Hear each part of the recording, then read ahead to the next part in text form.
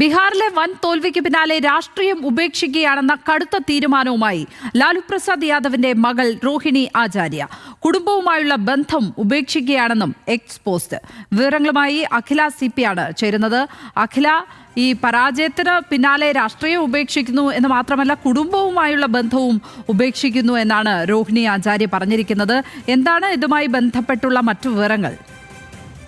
അതെ ലക്ഷ്മി, ബീഹാറിലെ RJD വലിയൊരു പരാജയം ഏറ്റുവാങ്ങിയതിന് ശേഷമാണ് ഇപ്പോൾ രോഹിണി ആചാര്യയുടെ ഒരു തീരുമാനം ഉണ്ടാകുന്നത്. അപ്പോൾ എക്സ്പോസ്റ്റ് ഇങ്ങനെയാണ്: താൻ രാഷ്ട്രീയത്തിൽ നിന്നും കുടുംബത്തിൽ നിന്നും വിട്ടുനിൽക്കുകയാണ്. സഞ്ജയും റമീസും ഇതാണ് ആഗ്രഹിച്ചിരുന്നത്. എല്ലാ കുറ്റങ്ങളുടെയും ഉത്തരവാദിത്തം താൻ ഒറ്റയ്ക്ക് ഏറ്റെടുക്കുകയാണ് എന്നുള്ളൊരു കാര്യമാണ് രോഹിണി ആചാര്യ ഇന്ന് എക്സിൽ പങ്കുവെച്ചത്.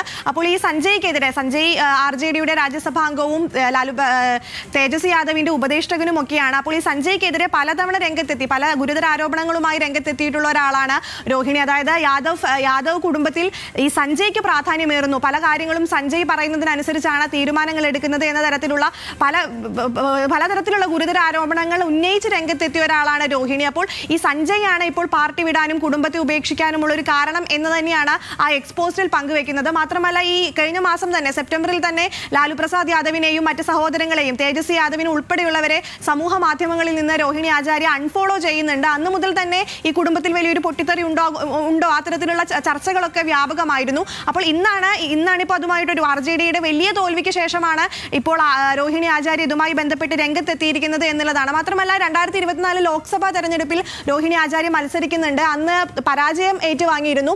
അപ്പോൾ അതിനെ തന്നെ സഞ്ജയ് ഒരുപാട് കുറ്റപ്പെടുത്തിയിരുന്നു എന്നുള്ള ആരോപണങ്ങളൊക്കെ രോഹിണി അന്ന് തന്നെ പങ്കുവച്ചിരുന്നു. മാത്രമല്ല, വരാനിരിക്കുന്ന നിയമസഭയിൽ, അതായത് 2025 നിയമസഭയിൽ മത്സരിക്കില്ല എന്നും രോഹിണി അന്ന് തന്നെ വ്യക്തമാക്കിയിരുന്നു എന്നുള്ളതാണ്. അപ്പോൾ പലതവണ ഈ രോഹിണിയെ സംബന്ധിച്ചിടത്തോളം ഈ കുടുംബത്തെ, യാദവ് കുടുംബത്തെ ചേർത്ത് നിർത്തിയ ഒരാളാണ്. കാരണം 2022 ലാലു പ്രസാദ് യാദവിന് സ്വന്തം വൃക്ക ദാനം ചെയ്ത ഒരു മകളാണ് രോഹിണി. അപ്പോൾ കുടുംബത്തിന് അത്രയധികം പ്രാധാന്യം കൽപ്പിച്ചിരുന്ന, അത്രയധികം ചേർത്ത് നിർത്തിയ ഒരു വ്യക്തിയായിരുന്നു രോഹിണി ആചാര്യ. അപ്പോഴാണ് ആ ഒരു നിർണായക ഘട്ടത്തിലാണ് രോഹിണി ആചാര്യ ഇപ്പോൾ ഇങ്ങനെ ഒരു തീരുമാനം എടുത്തിരിക്കുന്നത് എന്നുള്ളതാണ്. അപ്പോൾ ഇനി ഒരുപക്ഷെ RJDയുടെ വലിയ പരാജയത്തിന് ശേഷമായിരിക്കും ഇത്തരത്തിലൊരു തീരുമാനം എന്നാണ് ലക്ഷ്മി വിലയിരുത്തൽ.